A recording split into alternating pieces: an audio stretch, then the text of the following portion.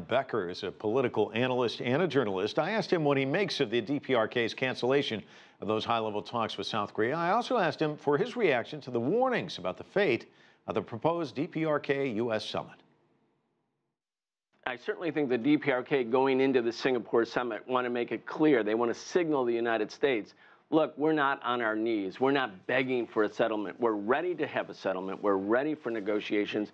But we are a sovereign country. We are an independent country. We are proud and capable of our military, sort of their own military machine.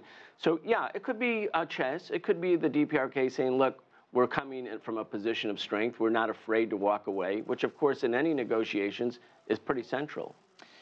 But then you have a U.S. president who's really staked a lot to this. I mean, he's talked about it and talked about it. He's been able to do this. No one else has been able to do this. This has got to be a bit of an embarrassment for him.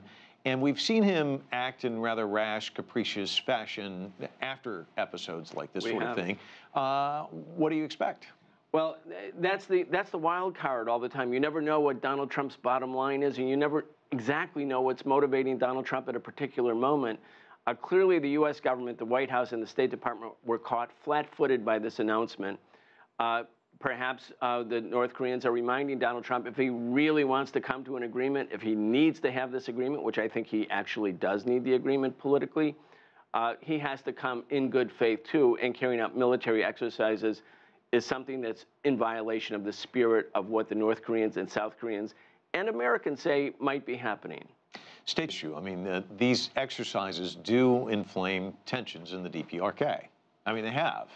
Indeed, they do. I mean, we're talking about 100 B-52 bombers. These are nuclear bomb-capable aircraft that the United States is flying all around North Korea, in the waters off of North Korea, simulating the destruction of North Korea, something that U.S. airplanes actually did between 1950 and 53. So, of course, the DPRK is always going to sound the alarm. This is wrong. This is threatening. This is provocative. But coming as it does right after the Panmunjom summit, where both sides, North and South, said to each other at the DMZ, let's not carry out provocative actions in the interim while we're carrying out these negotiations, the DPRK can easily make the case that this at least violates the spirit of the Panmunjom summit.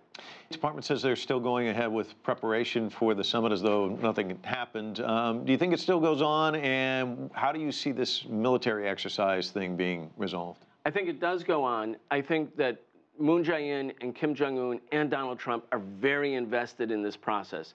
I think blowing up the summit for any reason at this point is almost unthinkable. Again, the North Koreans might be protesting about the fact that on the eve of the summit, the U.S. and South Korea are simulating the destruction of their country. But I see this as being on track. Brian Becker, always a pleasure. Thanks so much. My pleasure.